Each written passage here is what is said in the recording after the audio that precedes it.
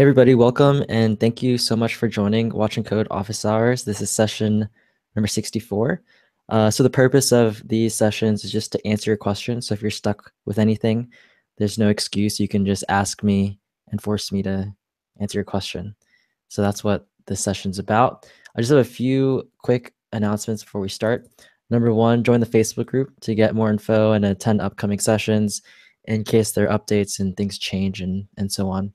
So for example, some people weren't sure if we had office hours today because it's Independence Day weekend in the US. So if you want to know about stuff like that, then join the Facebook group. Second is if you're watching this on the YouTube live stream. So if you're watching right here, the whole point of this is to ask questions. So if you're watching and you just want to hang out, that's fine. But if you do have a question, you should call in so you can ask it over video. So in the YouTube live stream, there's this notes link right here, and that will go to the docs page where you get the link to call in. So that's how you can call in. Quick shout out to Simon W for being awesome in our member Slack channel. He answered like 2 or 3 questions while I was out over the weekend, and I really appreciate that. Super helpful. So thank you, Simon, for that. Public service announcement is go to office hours. I'm always surprised how few people actually go. Today we have like a pretty good turnout, but I just want, and I think I had the past 2 weeks, I've had kind of a, I mentioned this a couple times, but if you're stuck with something and you want to get help, there are many ways to get unstuck. This is the best way. If you have a question, you can force me to answer your question. And that's like the most effective way. If you have a question about practical JavaScript or other Watch and Code material, there's no better person to answer your question. And it's just easier to do it over video versus over email or chat or Facebook or a comment thread. So if you do have a question, go to office hours and ask your questions. So the only thing is that it takes some time to come up with the question and to kind of phrase it. And that's true, but it's worth it. So that's kind of the public service announcement. The new stuff is Accounting.js 21. So let me pull that up. So we spent the latest 3 videos were all about regular expressions, and we went pretty deep into regular expressions. And the latest one that I just released on Saturday, we look at how regular expressions are present in Accounting.js. And so it's pretty cool. You see a real example of an example that uses meta characters, quantifiers, capture groups, positive look-aheads, all stuff that we've learned about in the previous video. So you get a real, you see really what that looks like in actual code. So that is the latest stuff. So if you're up to date with everything, you'll want to check that out. Accounting.js part 21. And that's it. So those are all the announcements I had. The rest of the time will just be for you to ask your questions and get unstuck with things. Okay. So any comments on anything I've said before we go into questions? No comments. It was uninteresting. Okay, Eric goes first. Okay. Should I re-ask my question then? And kind of, okay. Yeah, so what Erica's doing is she just finished Practical JavaScript, and I guess while you're getting set up, I'll just kind of give people that'd be cool. context. Yeah, so she finished Practical JavaScript and kind of basically rebuilt the app, but it's like a book tracking. Like instead of adding to-do items, it's adding books. And so she had a quick question about that. So you can see it looks very similar to Practical JavaScript.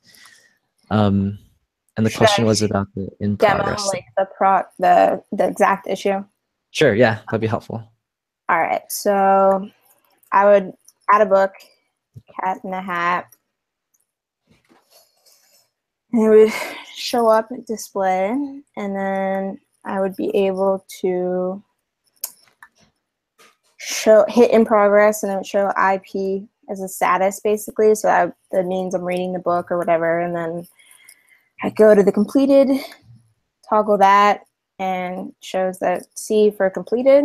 Then I try to go back to in progress, and it won't flip back. And so that was my question to Gordon, is when I toggle back, I was wondering why specifically it won't flip back to IP. But interestingly enough, when I go from, when I do it the other way, when I go from, let's see, what was I going to say?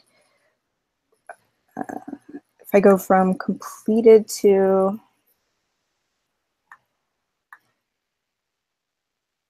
or I think it's, So if you do in progress and then you go to completed and you go to try to do in progress again, it doesn't work. But if you start with completed, then go to in progress and go back to completed, it's fine. Right.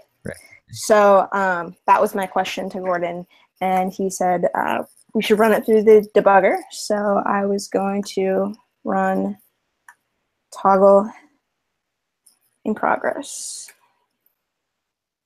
Wait, so let's trigger the code in a different way. Can you close the console? Just hit the X on, no, not that one. Open that up again. So go to sources and hit escape. Okay, just to get a little bit more space. Go to the file that has your code. Okay. Where's the... So I realized, and I isolated that part of my problem I know comes from this if statement right here. So I was trying to basically say that if in progress was selected, then that completed shouldn't, the completed with the C shouldn't be showing, and that vice versa, if in progress was selected, that completed shouldn't be toggled. But I think that's part of what was missing. So first I want to understand, so like if you were doing this on your own, what steps would you take from here to try to figure it out? Like, what would you do? Well, what I did earlier is I went up to the toggle in progress and the toggle completed in my book list, which is basically the to-do list if you're in practical JavaScript. And I tried to do a for loop, and I wanted to try to trigger that for each item, if one was toggled, if you clicked in progress or whatever, then that if completed was true, that an in progress was clicked, that it should flip over and completed should become false if in progress becomes true. I tried to do that for both situation with toggle in progress and toggle completed, and that didn't work. Okay, so let's do this. So click on the left with the numbers, click the number 20, and then I guess refresh the page. Add a book.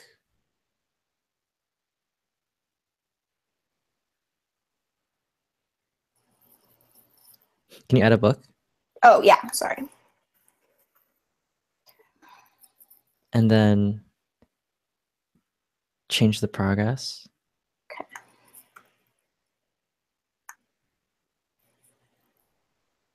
Okay.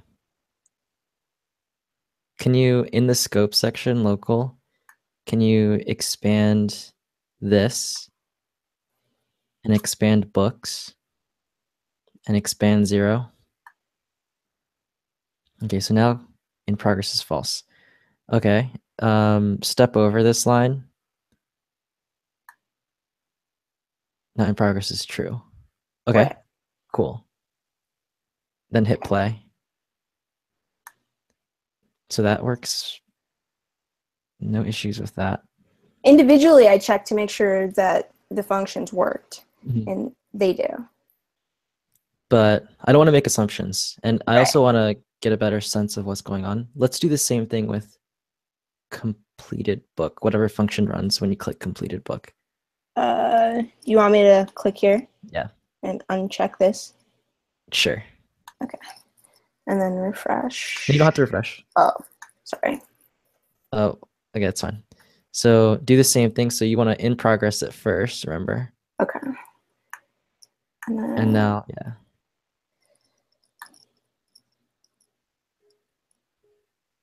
Okay, so in progress is true and complete is false. All right, step over. Now they're both true. okay. All right, now play. And then you want to switch it back, right? That was the issue. Yeah. All right, so Last run, put a breakpoint on in progress, so 20. Okay. And then just toggle in progress.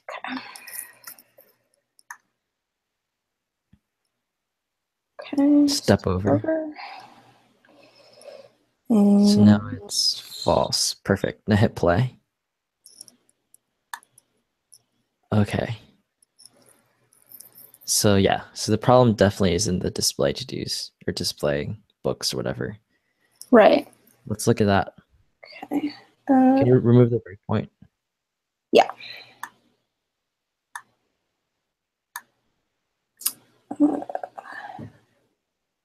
View. Okay. This is where I. Okay, hold on. Give me a second to read this. Can you pull widen the? Oops. Yeah, you could probably pull the whole window out to the right too. Okay. That's good.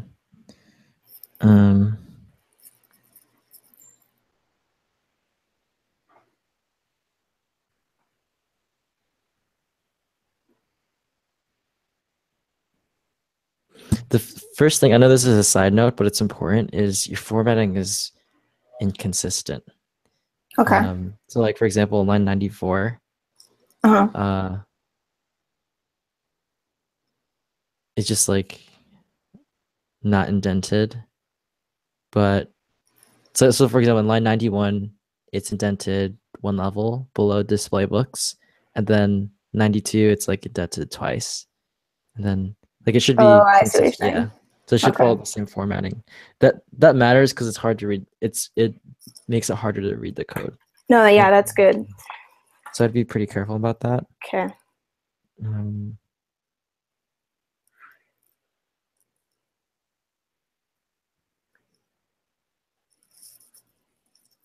Book title, progress, book lists, books I. If book complete is true.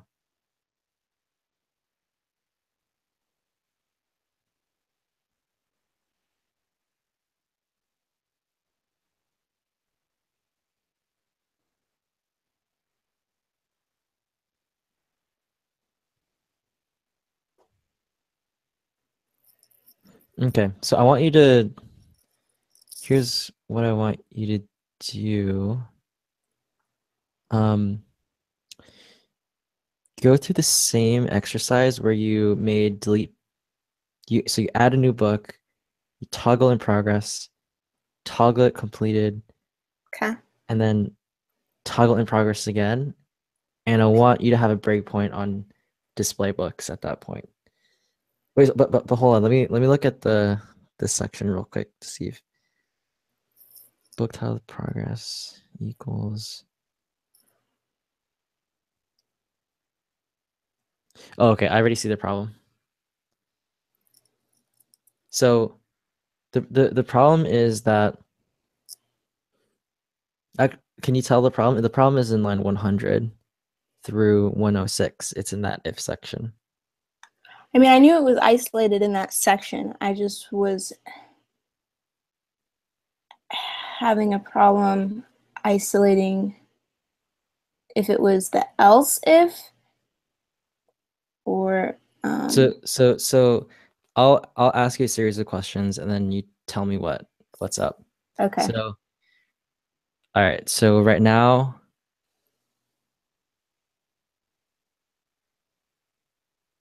the book is completed, okay? And Right. let's imagine, don't do this right now, but let's imagine you're about to toggle in progress to true. Okay. So, and then right after in progress, you toggle it, it runs display books, right? Right. Does it? I'm assuming it does. Right. It Okay. does. So at that point, book completed is still true, right? Because you only toggled in progress. You didn't toggle completed. So completed is true, right? Oh, right. So then what in this if else if sorry, in this if else if or sorry, in this if else section, which block of code is going to run? The What line? completed, the first line. The first one.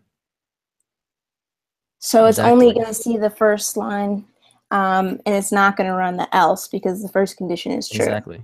Exactly. Okay, I see what I did. That makes more sense. And that's why I was so even because what I also did is I had tried to put I put book dot in progress as the first condition, and so I was seeing that problem flipped the other. Reversed. Yeah, and so I figured that it had to do with the conditions both being basically both being satisfied, but the first one was being satisfied first, so it wasn't needing to run the other Right. conditions. The, the way to make this more so there are a couple ways to fix this. One is you could um you could have a status property. So That's you could what I add tried it. to do in the beginning. So you could do that, and then the status property would um like you really don't want you don't want a property for completed and in progress because I mean I guess Goodreads does enable you to do that, right? So Goodreads will allow you to reread a book, right? So Yeah. you could complete something and then it still be on your reading list. So they just display both. So you could do that. You could display both statuses. That's kind of what I Right. wanted to get to, and I just wasn't sure if I wanted to make that the display like make it show that get to that part before I figured out what Mhm. my issue was. I think Goodreads is a good model unless you want to have something different. No, I'm just And trying to, so yeah, so I think that'd be a good practice to implement that. and that was my next question was going to be, and then I wanted to basically append child. I wanted to append these options to each li element in the list. Mhm. So So have it be right next to each other, basically. so Erica, here's my challenge to you. So at the end of office hours, at the end of the hour, we have like a chat where we just have more casual discussion. Um, come back at the end of the hour Okay. and show me where you're at. Okay. If you're Sounds good. not there, I'll help you get there. Okay. Thank you. Okay? I think you can do it. I think so you have 40 minutes. Okay. Okay? So just think through it very methodically. Like a flowchart helps because if you think about it, if you think about the logic that we just went through in a flowchart, it would be a very kind of uninteresting, boring, dumb flowchart, right? It's not super. So that's the logic. The logic is actually pretty dumb. And so that can help you organize your thoughts. And then the code will just come out. I think when you're trying to when you're learning how to program and you have this new language, like if you like for example, I suck at Chinese. And so I can barely say basic stuff, right? And I especially can't say if I don't even really know what I want to say, right? So make it very, very clear like what you want to say, and then you'll have a chance of getting the code right. Okay. Um, and then I think you won't have any issues with that logic. Sweet. And then you can just worry about the translation part. So don't try to do both at once. Figure out what you want to do, then translate into code. And I think it'll be I think you'll do it. Okay. Thank Okay. you. All right. I'll see you in 40 minutes. All right. Don't get distracted by us I during won't. that time. Okay. Cool. Good job. And good luck. Okay. So next we have I think Ramiro, since it's 3 a.m. Ramiro, are you there? Yes, can you hear me? Yep. Okay, I actually wrote down a bunch of questions, so I'm actually looking at what would be the most relevant for now. Because so there are two things. One is regarding this, and I actually went through the cases again about 3 times now, and I really got a better grasp at it. And this, I think this is a smaller question, so I'll shoot that off first. Is that in the to do MVC, the jQuery part, is that you mentioned that the the jQuery makes it convenient that the element that is clicked on, the ID, becomes the is set to this, right? Mm-hmm. So that's where I got confused as to where it overrides or not, because I went through all the code again of the to do MVC, and I realized that all this arguments are actually referring to the app object. So then when does it override it? If you don't, yeah, well, that's my question. Yeah, so here, okay. So share your screen and share the to do MVC jQuery code. Okay. Where And I then haven't, sorry, I also, haven't used this in a while. So where's, oh yeah, share screen. and then also have the cheat sheet open. So have those 2 tabs open.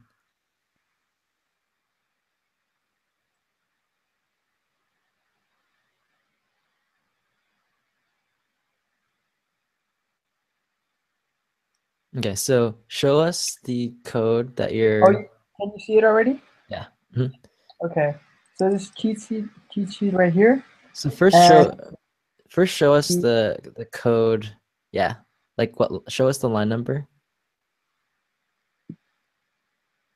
So, Can you make it a little okay. bigger? So Command plus. here's the app. Sorry. Can you make the text a little bigger? Yeah. I think Does that work? one more. Oh, Okay, perfect. Okay, okay. What line number? So here we have the app, right? Mhm. Well, the object, and then you have all these statements, but it's especially here, right? And with bind. So Wait, sorry, which yeah, 157? 57. That's one example, Okay. right? So going through the debugger, I saw that it's actually indeed referencing to the app object, and I remember. So going back to the cases, what I remember what I saw is that okay, when you have bind, it's also being called as a method, so it's also a callback function, right? Well, this is a method and a callback function, or is it only a method?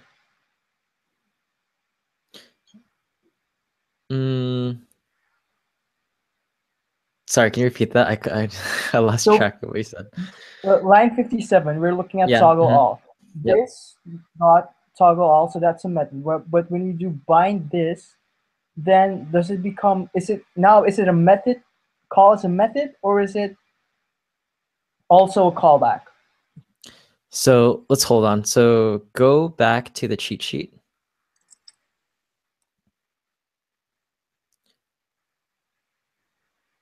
And what case is this? So first, obviously it's, well, from the debugger, I know it's case 2. No, it's not. It's not? Okay. Then it's case 4. Yes. Do you know? Okay, so let me explain why. So go Okay. back.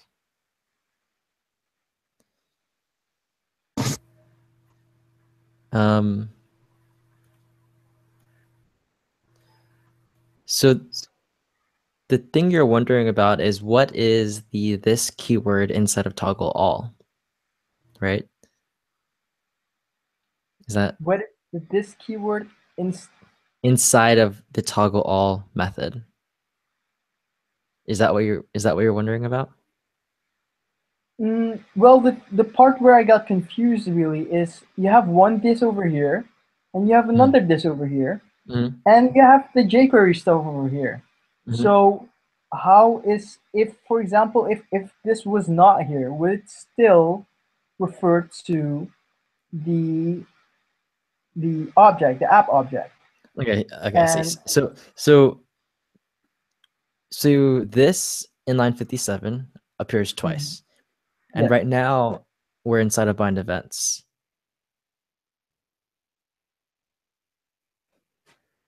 What just happened?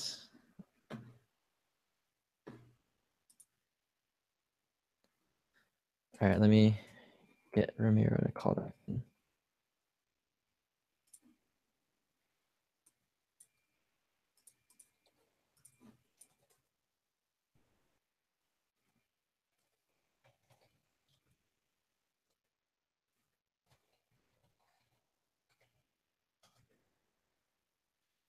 All right.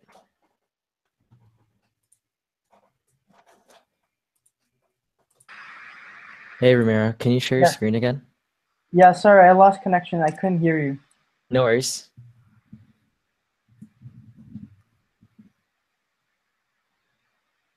Can you share your screen again? Yes, it's I'm having some technical difficulties. Okay, I'll share my screen. Do that. But you can hear me fine, right? Now I hear you, yes. But a second there ago, I lost all connection. Yeah.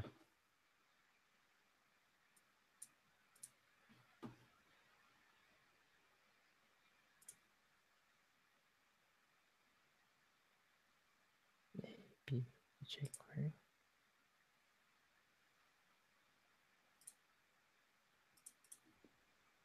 Okay, 57. Okay. Yes. So Ramiro, so the first order, or the first thing we want to get a hold of is what is this inside of bind events? That's because that answers the question for It's app. its app, It's right? the app object. So no matter if you use this, once or twice or 3 times or 4 times or 5 times or 10 times or whatever, this inside of bind events is going to be the app object because we are calling bind events as a method. That's case 2. And see where it's called. On line 46. So when you look at case 2 here, we see that, okay, so this inside of bind events is going to be whatever is to the left of the dot. Yeah. So then you have to ask yourself, all right, well, what is this inside of init? So you have to apply that rule again. And init is called down here in line 195. And when you use the left of the dot rule here, you get app. So when you go back to init, you now know this inside of init is app. That means inside of bind events, this will be app, right? That means every single time you see this inside of bind events, it's going to be app. Okay, so I'm very clear on that, and Okay. your explanation on the 5 cases is very clear. I went over it several times. The only part where I got confused is with the jQuery stuff, because when you mentioned that jQuery conveniently turns this into the element that's clicked on, or for the event listener, then when will it override? Does the Java, does this override, or does the jQuery? Well, obviously the this one here, right? Well, so our bind, so you have to look at it piece by piece. So first of all, in the create method, for example, when you call bind on create, what you're saying is inside of create, I want this to be equal to app. is what you're Okay. saying, right? And so if you pull up the cheat sheet, that is case 4, I believe, right? I don't remember. Yes, case 4, yeah. Yeah, That's case 5 is 4, on callback. It's the 4 cases on callback. right? So this is case 4. In a callback, so at this point, if you just look at this function, you're going to say, okay, so this inside of create is going to be app. Okay. But then what complicates the whole situation is that the highlighted portion is being passed as a callback function. Yeah. Right. So that makes it confusing. So now you're in case 5.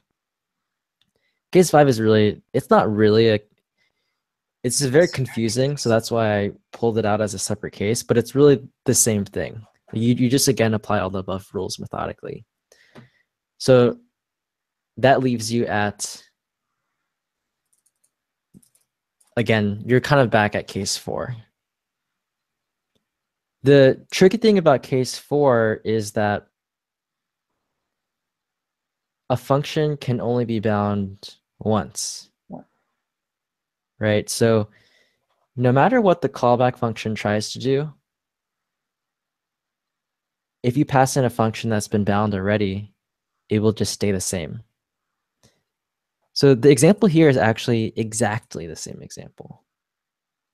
The actual reason I have this example is exactly because of the question you asked. Okay. So imagine that this function, call and bind to Gordon, imagine it's on, right? On is the higher order function. Right? Yeah. So this is on. Let's just actually just replace it and say it's, let's say,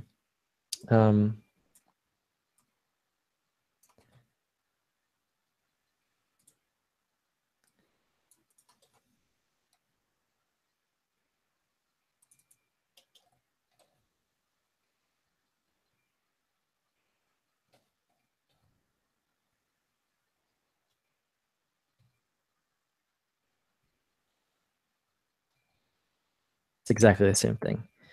Now we don't pass in a selector, we just pass in a callback. Okay. And what on does is it's going to force everything to be bound to Gordon. If it can. So it's going to take in the callback, try to bind it to Gordon, right? This is exactly analogous to the way that when you pass a function into jQuery's on method, it is going to attempt to bind it to the element that it found using the selector. Okay. Right?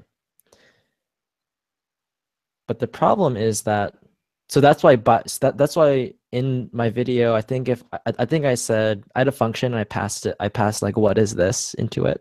Do you remember that? Which one, for this series? Yeah, or in the To-Do MVC jQuery series. Maybe you didn't Yes, get vaguely. Vaguely, yeah. So there was a function I passed and I was like, what is this? And oh yeah, it's coming back, yeah. So in that example, this was the element that was found by the selector.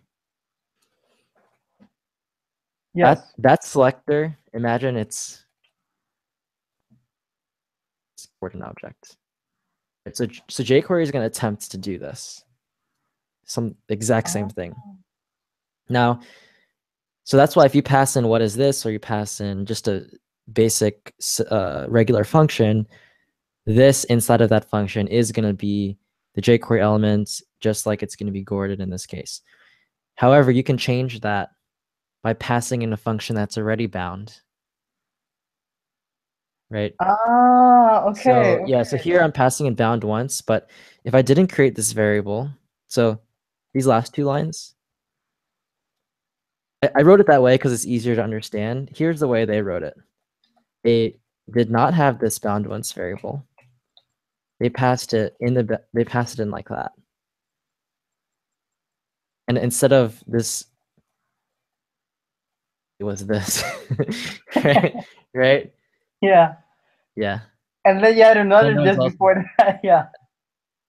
but it's exactly the same.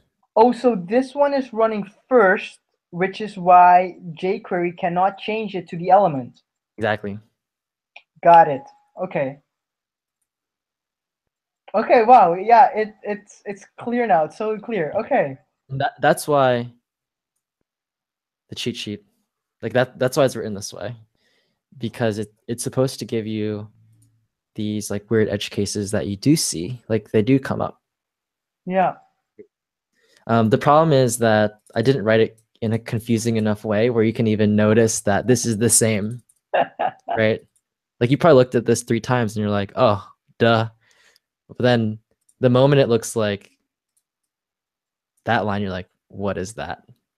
Yeah, Right? but the main reason why I really couldn't understand, because I didn't know how jQuery processes the bind stuff, or how But they but it try to. doesn't matter because you know that if you pass in a function into a callback and the this changes, you know the callback did it. No, but it does matter, because if the jQuery binds its first, then this. But there's no binds way. before it There's goes. no way because Why not? this runs before. In order to Oh, because those are really this in runs brackets more first. specific. Oh, Yeah, okay. so when you pass an argument to a function, you can't pass in an expression. Like this is an expression that has not calculated its value yet, right? Mm-hmm. Like this, the JavaScript doesn't even know what this is. Like it can't interpret this. It has to run it, and then it gets a function object back, and then it passes that function object in as the second argument. Ah, got it. Right? And so meaning to J in this It has case to jQuery. it has to evaluate it before it passes it in. Yeah, yeah. Right. Okay, okay, okay. Yeah, it's clear. It's super clear now. Okay. Thank you. Yeah. Just the caveat for people watching, unless you've watched this series and you've seen this code, it will probably make no sense to you. So if you're in practical JavaScript, is going to make it should make no sense to you, and that's fine. It will once you get here. But if you're not here, don't worry if this is all gibberish to you. So, I don't want people to be intimidated and be like, what? Like, am I supposed to know that? No, you're not, unless I think like Sam's supposed to know it, I think. Michelle should know it very soon. And Eduardo, I think, passed this too. Kevin, I can't remember where you're at. But yeah, if you're in practical JavaScript, don't worry about this. Okay. Okay, Did thank feel you. good? Was it worth it to stay up late? Yeah, it was. And I actually have another question, but what's the best way to ask that one? Do you care if I move to someone else and then I'll come back to you? No, great. Okay. Yeah. But I want to answer all your questions. I just want to give someone else a chance. Yes. Okay. All right. So we got who is next? I think Peter was next. Peter? Oh, Peter doesn't have a mic. So Peter, if you have a question, type it in and I'll get to you. After that, I believe was Eduardo. Eduardo?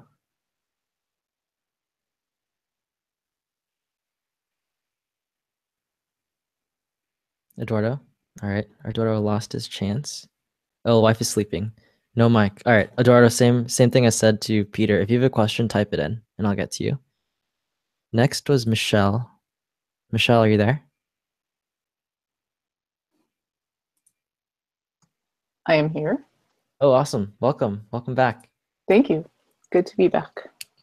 I don't really have any questions. I've spent the last week sort of slowly re-immersing in fundamentals, and I restarted practical JavaScript today. So I plan to work through that again. And at this point, I'm doing it coding ahead of the requirements. So reading the requirements and coding ahead until I get stuck and then listening. So I am hoping by next week I'll be able to start with premium.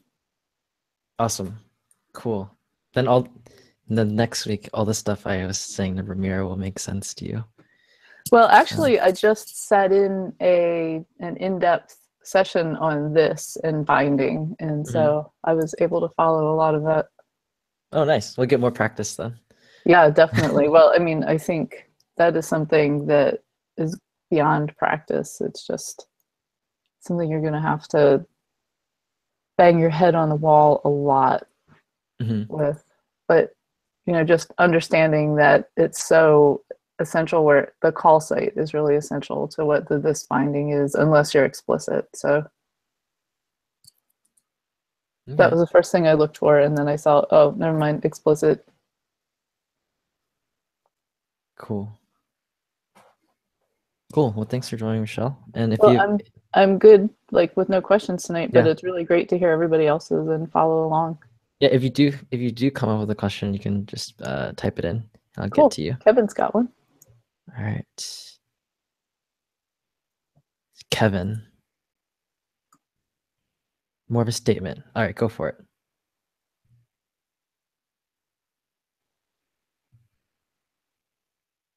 Kevin? We can't hear you.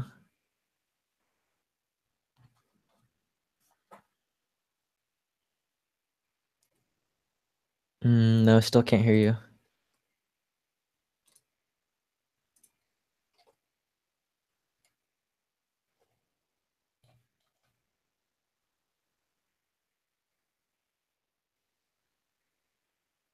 Okay. Come back to me. All right, cool. I'll come back to you. Next we have, I think it was Sam. Sam, do you have a question, or do you just want to get quizzed? I'm just waiting to get quizzed, Gordon. I don't really have a question. I'm on part 5 of the jQuery to do MVC app, and it's going well right now. I feel like I understand everything. I may have to go over templating a little bit more, but overall I understand what is going on in each part, and able to kind of at least decipher everything that's going on in each method. So cool. What did you think about my discussion with Ramiro on this? Was that? I thought it was good, especially after going over it last week. You kind of quizzed me on it, so it was a refresher, and but it was. I thought it was great. So yeah, cool, awesome. It's good to see that. It's like it's sinking in. Yeah, it's sinking. Exactly, that's what I want to say. Yeah. All right, cool. Yes. All right, well, stay tuned. I'll quiz you. I'll give you a challenge like Erica. Okay. Erica, you shouldn't be hearing this. If you're focused, you should have the sound off. So I hope you don't respond. No, she heard it. Just getting distracted. All right, so back to Kevin. All right, Kevin. Oh, I still can't hear you. You're muted. No, I still can't hear you.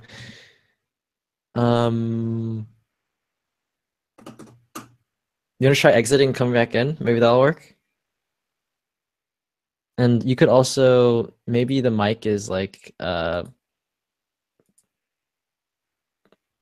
maybe the wrong mic is selected. That's happened to me before. Well, Eduardo posted a question in the chat. Oh, okay.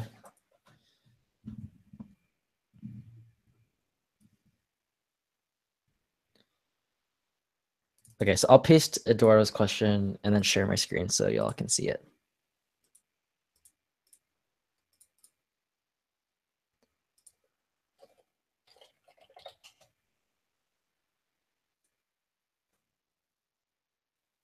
All right, so here's Eduardo's question. I'm just reading it along with you all.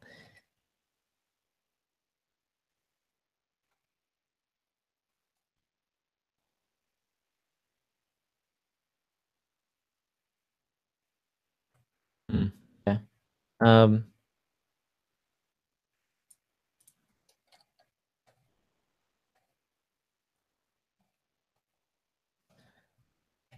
So Eduardo.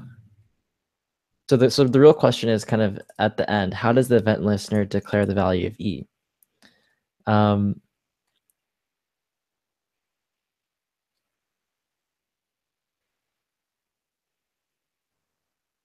how do I describe this? Maybe I'll try to come with an example.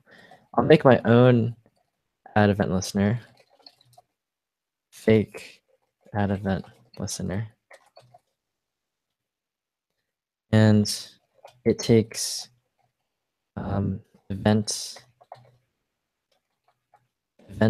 type string, like click or focus or other events. And then it takes in a listener function. And then my fake event listener is not very sophisticated. It's fake. So it's gonna have a fake event.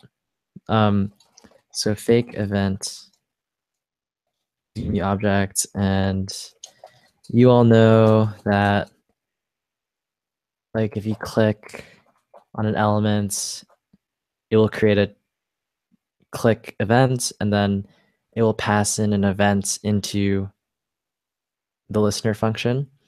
And that event will have things like target, which is like an element. And it's actually an actual DOM element. I'm just going to say element. Then it might also have like, they have a bunch of stuff. I don't remember all the stuff on events. Event properties.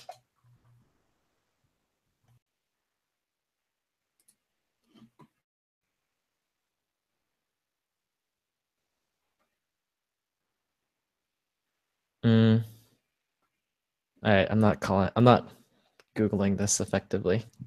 So let's just say that there's a target on it. So there's a fake event. And then when you call fake add event listener, it will run your listener function. And it'll just pass in the fake event. So that's how we've defined fake add event listener. And then when you add it, you say pass in like click for the event type string, and then you function that you call e, and then this function actually runs, and I'll just say console log e, because that's something that when you're learning is pretty helpful to do. And here you can see that it passes in that fake event. So it's not like declaring the value of e. It's just going to call that function you pass in. It's going to call that listener function, and the browser is going to detect the event because it's listening, and whenever you click, or there's a ton of different browser events that can happen. If you have a listener on that type of event, it will call your listener function and pass that event in. And instead of having a fake event, it'll actually have like the actual event that happened. So it's more, this is the, the foundational stuff about callback functions, and it's the same kind of principles that you see that's happening in the background. Eduardo, does that answer your question? Okay, got it. He replied, got it.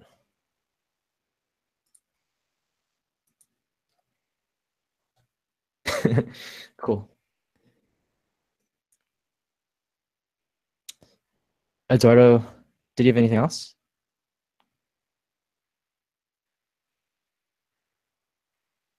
That's all. All right.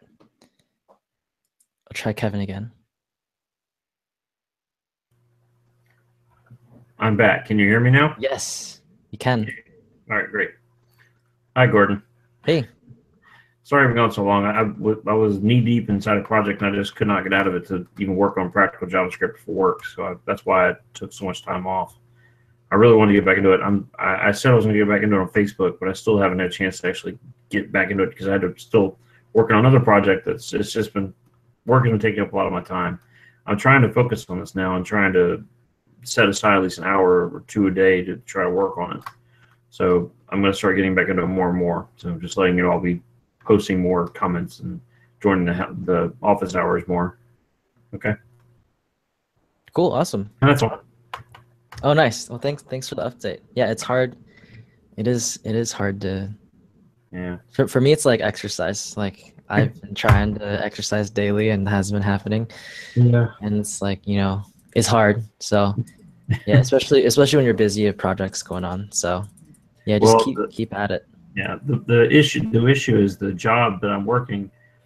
I need the JavaScript in order to do my job. It would very much help me, but it's like I have to balance between getting the knowledge I need for the job, or just hammering through it and getting it done, or it's like it's basically like trying to fit a square peg into a round hole, and it's just I've got it almost halfway through there with that hammer, but it'd be making it much easier if I had started this 3 months ago and actually completed it.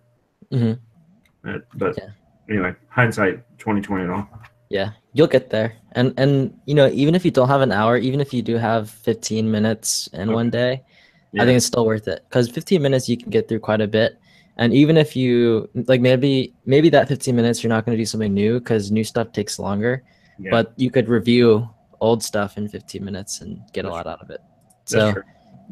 all those little bits add up. So even if Right. you don't have that much time, I encourage you to just stay consistent Okay. with little pieces. All right. Appreciate All it. Will do. Yeah. Thank you. Well, thanks for joining. Yes, sir. Thank you. You're welcome. All right. So last is Ion. Am I saying that right? Ion, you there? Ion.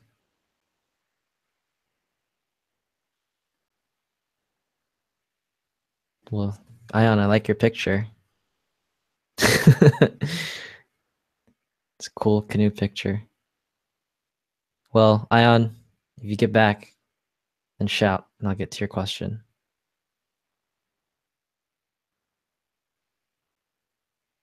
Okay, I think that's it.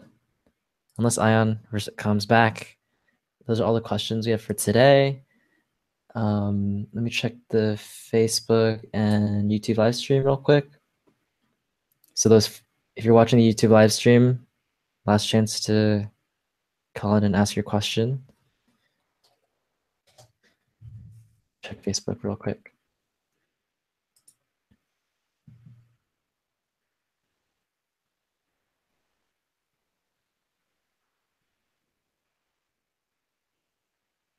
Nope, no questions. Oh, Ramiro has a lot of questions. Let's go back to Ramiro.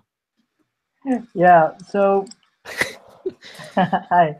I don't know what's with my camera. It's I can't turn it on. But the question is, so I've actually replicated the test-driven development, and I've tried to make a for every that takes in a parameter that instead of doing every one, you can have an interval. So it takes every second or third. So you know what I mean? Or like even or third, fourth, fifth, etc. Is that clear? I forgot what every does. Every runs. Wait, hold on. All right. So I just want to show No, this. for each. It's for each. No, but this is not every. Every does something else. Oh, not every? Sorry? Wait, I thought you were asking about every. No. It's the for each, and I've made it into a for every. What does that mean? That means that it takes an extra parameter where you set an interval, and then instead of taking 1, 2, 3, 4, 5, 6, it can take, for example, if you put in 2 as an interval, it will take 1, 3. Hold on. I'm dense, so let's look at an example. All right, so let's so you have 5, and then you pass in, what's the other parameter? Just call it an interval. Let's say 2. 2, and then what do you expect to happen? That it'll take 1, 3, and 5.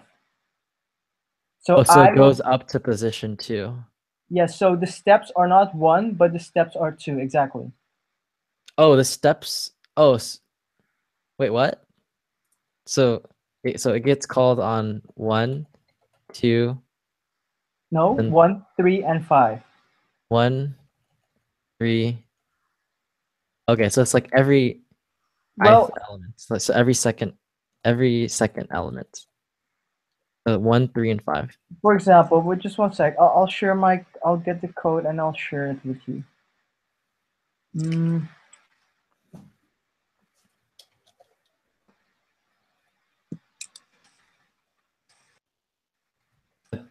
I think I get it. So in this case, it would be 1, 3, and 5. If you had 5, it would do No, but 1 and 5, right? actually my question is on the how to really think about to test certain things in writing out the test. So if you look at the chat, I posted in the GitHub the link to the code.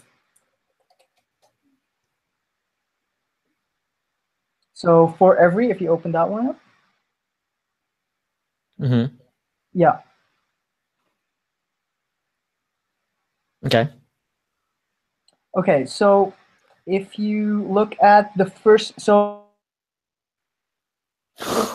Oh no. Okay, I lost Ramiro again. Okay, Kevin, your question. Mine was more about Plunker, and when I went through the practical JavaScript the first time, I didn't version off my sections. Like I didn't do version 3 to version 4, version 5, and I just kept it all in the same PJS-V3. Do you recommend basically? I guess it's like version controlling your basically like version controlling your plunkers, essentially having version 3, version 4 for different sections. How do you recommend? I don't remember hearing anything about that until later on, after I was further on along in the sections of the practical JavaScript. Mm-hmm. Yeah, I don't think it matters too much. I mean, if you like having the versions, then Yeah. then sure, then go for it. If you don't care that much, then that's okay. And then also, if you didn't version it, like because it sounds like you didn't, you can Yeah. just go to the URL in every video, Okay. and you'll get that version. Okay. Gotcha. So All right. it happens even though you didn't do it. Okay. So, I mean, I think to just keep things simple. Yeah. If you're just trying to get through the course, I just keep it simple and just go Right. through it and not worry about the versions. And if you do want the versions, just go to each URL and you'll get them. I think the KISS method works best, so I'll definitely I'll just go ahead and plug away through it and get through it just to get, because I want to get through the course and actually understand, not just get through it, but also understand it as well. And that's the main thing, is to not just go through it, but to also understand and grasp the knowledge as I'm going. And that's what I'm trying to do, is understand as I'm going. Mm-hmm. Yep. So. And then if you want to refer to the specific code, you can just go to the URLs and you got that too. So you got both. All right. Okay. Thank you very much. Yeah, you're welcome. Okay. So we're at time, and I think Ramiro may or may not call in. But so Ion, are you back? He posted a link on the Git group chat as well. But, that was. I did. Oh, that was Ramiro. Okay. Um, Okay, so we're at time. So what that means is the broadcast is going to end. So if you're just watching on the YouTube live stream, then we're gonna shut down the broadcast. If you want to continue the chat and have more casual conversation, we usually hang around for maybe 20-30 minutes. Then you'll want to join the call-in link, and then you can continue this chat. Otherwise, thank you so much for joining and spending an hour with us today. Hopefully it was helpful. If you have any questions or comments for me, you can always email me. It's gordon@watchingcode.com. I'll be happy to help you out or point you to something that'll be helpful.